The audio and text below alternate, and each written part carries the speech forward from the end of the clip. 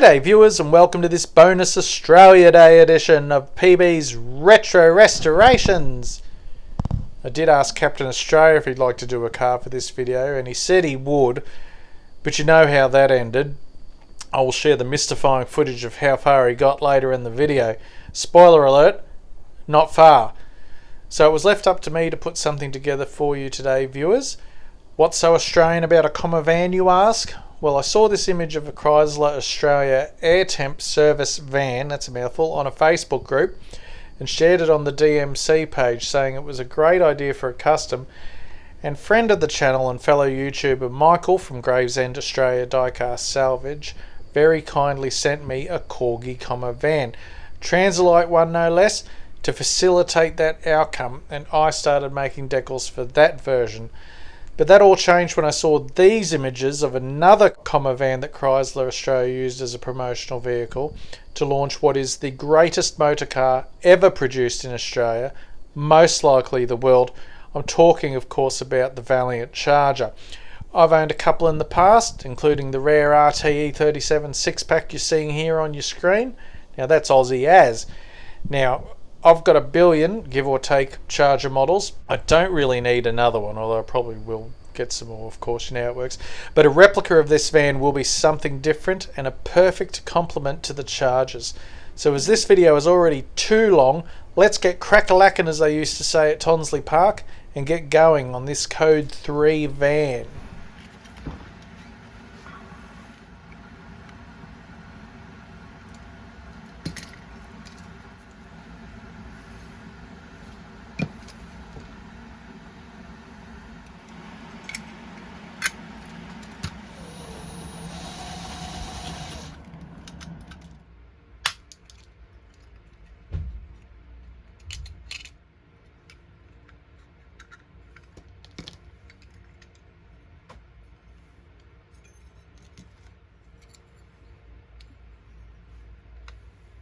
I'm sure there's a special trick to getting this Transilite piece in and out, and the Corgi factory workers probably do it in and out in about 2 seconds flat, but not me.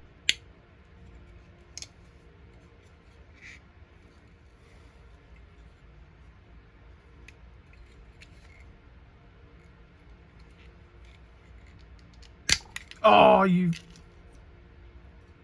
Oh. I thought I broke it, viewers.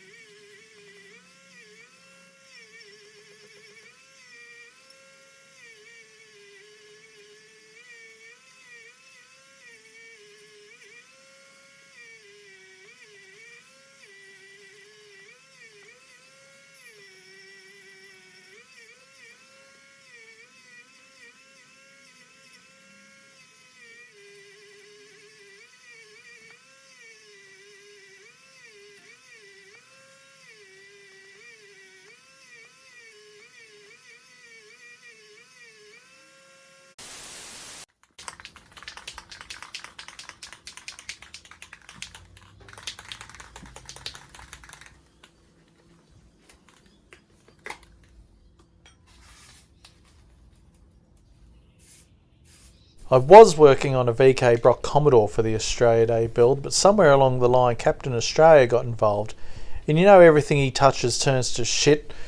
But one minute he was in the backyard of PBHQ painting and the next minute he was gone. So I reviewed my security footage to see what was going on, and if I hadn't seen it with my own eyes, I'd never have believed it.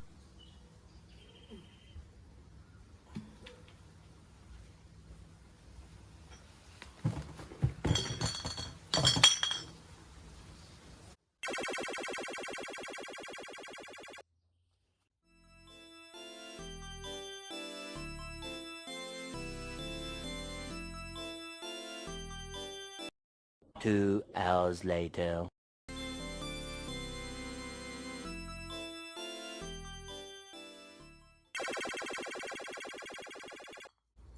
It's like he vanished into thin air. He told me later he was off helping people. He was off alright, off his face, yobbo. I guess we may never know the truth of what happened that day.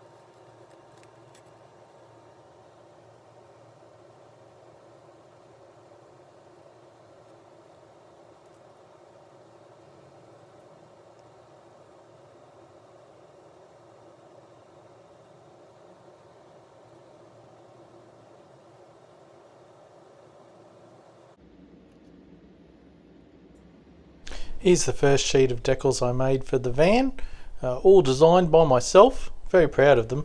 I kept all the air temp ones because if I ever come across another one of these Commer vans, I think I'll have another go at making the original van that I first planned to make.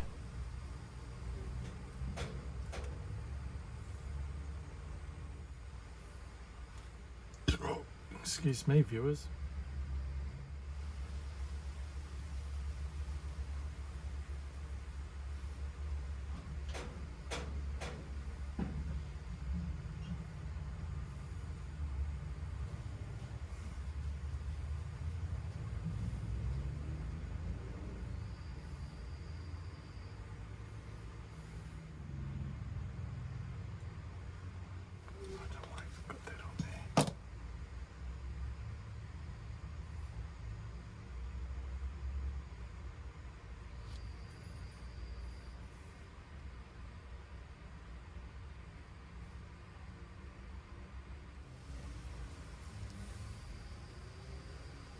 Now I know the Charger Promo van had New South Wales plates on it, but the Air Temp van I started making first had South Australia plates on it.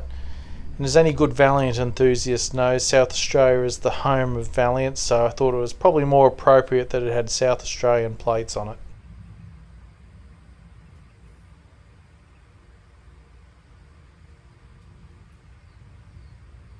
So some of the decals I printed on white backed paper and some I printed on clear paper.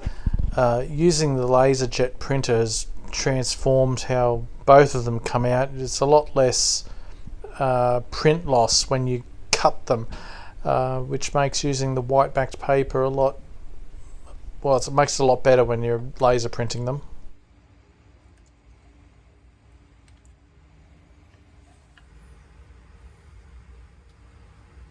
Now I didn't have a picture of the back of the van, so I hypothesised that they might have an Air Temp sign on the back or a Chrysler part sign on the back, and I made one of each. Now when I designed them, I made them both the same size square. When it came to put them on, the Air Temp one wouldn't fit under the handle, so after much trying to make them match and line up, I gave up, just pulled it off, the sticker that is, and one of the spare ones, that's why I always print extra ones, I just cut it down and made it a different shape, and that worked.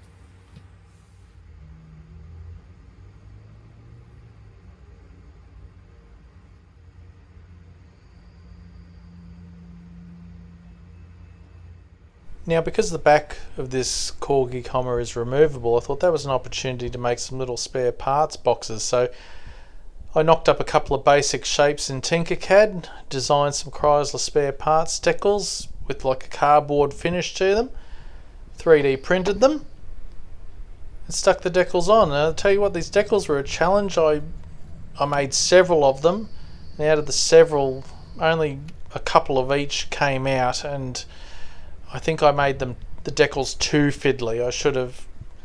I tried making them go all the way around when I should have just made them for the surfaces that you would actually see. But anyway, I got there in the end. I think they look good.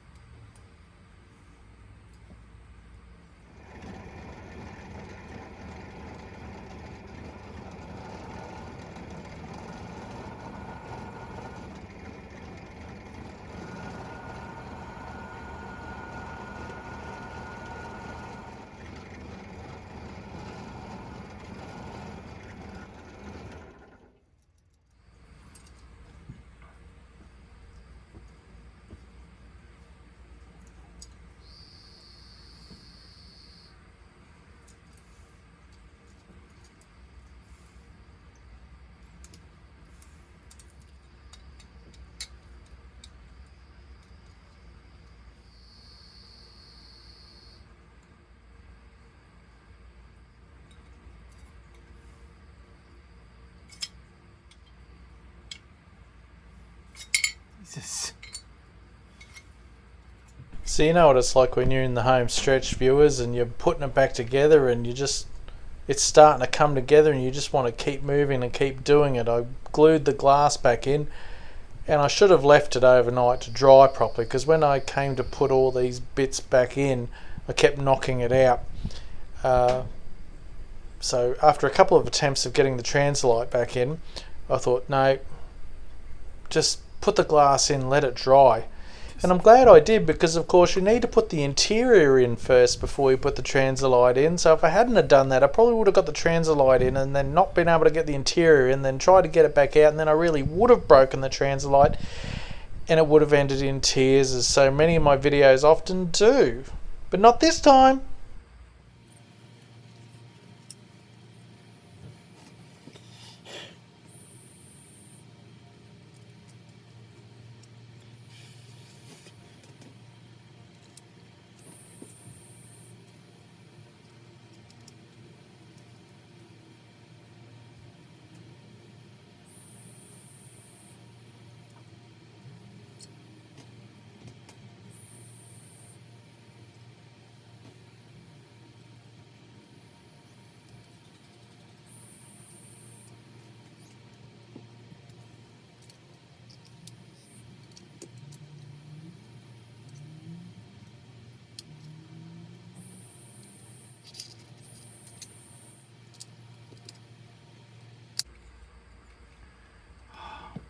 What a fiddly mongrel thing that was, viewers. Anyway.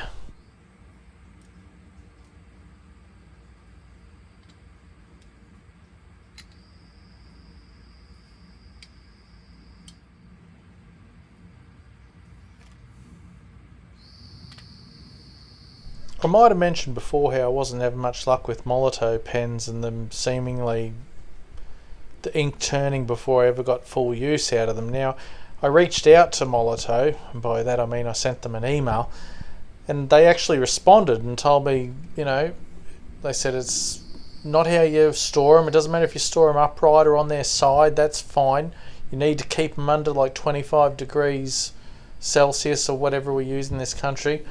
But the key is really shaking them before you use them. So between that and the temperature, I look forward to using them again. I tried this Posca pen. It's like a paintbrush pen.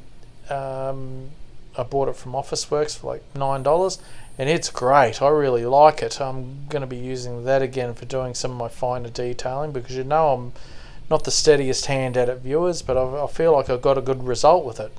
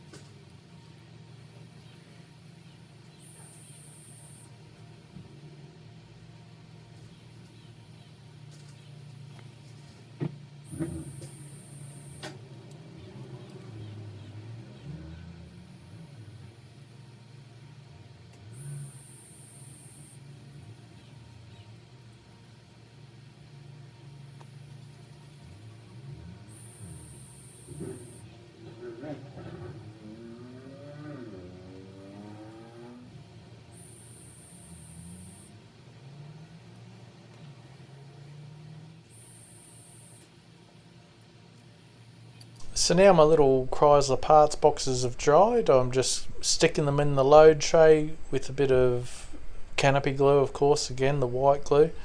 I didn't put the two square boxes hard up against the rear wall, of course, because you have to leave a bit of room for the lid to go on.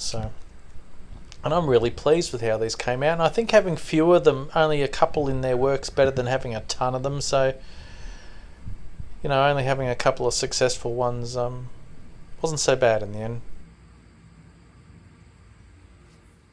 Alright, with just a few dabs of black wash in that little vent, with no trouble whatsoever, we are done.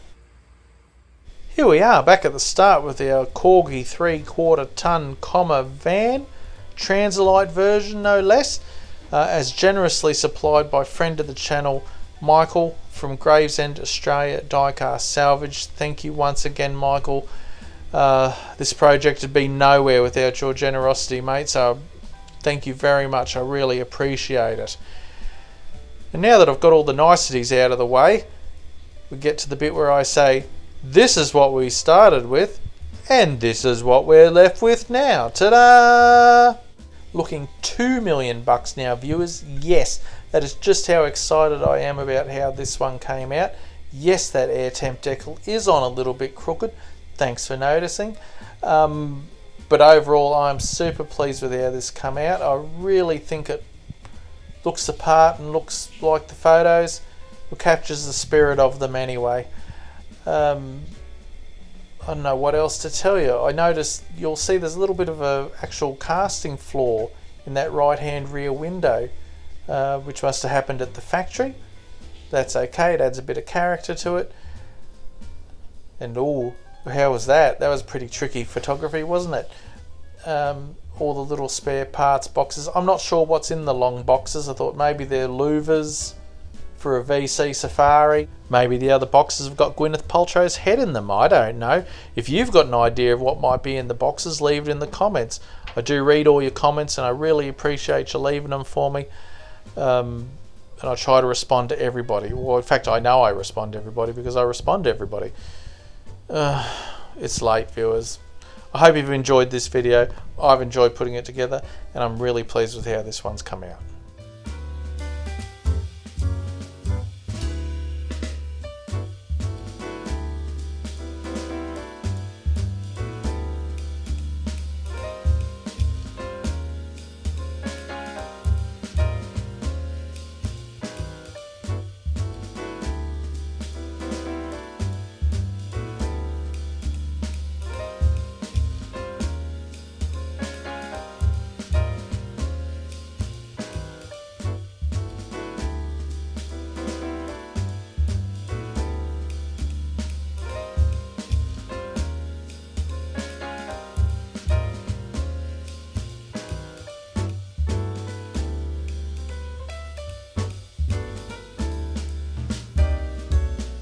Don't forget the PB's Retro Restoration's 4th birthday community build, diecast, bottle kit, cocktail sticks, any brand, it doesn't matter. June's ages away, plenty of time to get involved, have fun, and maybe win a substandard prize. Want to see what my face looks like under all the hair? No, me either, but I'm going to do it anyway to help raise $40,000 for Women's Legal Service Queensland. Please consider donating via the QR code on your screen or check out the link in the description for more details. Thank you. So thanks for dropping in to check out my video. I really appreciate it. If you like this video, be sure to give it a thumbs up and maybe even consider subscribing. I'd love to have you on board. Against my better judgment, I'm going to attempt to live stream the 2,000 subscriber draw on Sunday. Mrs. PB might help me. What could go wrong? That'll be at 11:30 AM ESPBT, that's Eastern Standard PB time, on the 28th of January. I'm going to the Gabba for the cricket Saturday arvo, so I can't be up too early. So anyway, I hope you swing by. There's bound to be a stuff up. That's what I do. Hope you have a great Australia Day, and I will see you all on Sunday. Bye! Don't forget to donate to PB's beard shave. It's for a good cause. Thanks, Mrs. PB. I'll see you Sunday, viewers. Bye!